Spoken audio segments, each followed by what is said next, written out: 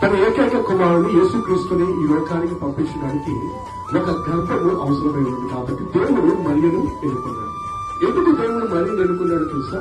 ఆ కాలంలో యేసుక్రీస్తు వాడు సమస్త మానవాల కొరకు ఆయన ఈ లోకంలో జన్మిస్తాడని చెప్పి ముందుగానే అనేక మంది ప్రవక్తల ద్వారా ఆయన పలికించారు.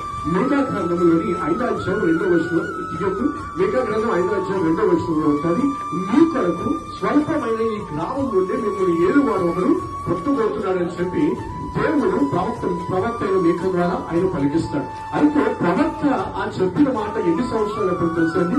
క్రీస్తు పూర్వం 700 సంవత్సరాల క్రితమే దేవుడు ప్రవక్త అయిన మేఘ ద్వారా పలికించాడు. ఆ తర్వాత మనం మత్తయి సువార్తలో చూసినట్లయితే అదే మాట యేసుక్రీస్తు వారు 700 సంవత్సరాల తర్వాత మేఘ ద్వారా దేవుడు ఏ మాట అయితే పలికించాడో అదే మాట మరియ జీవితంలో నెరవేరింది.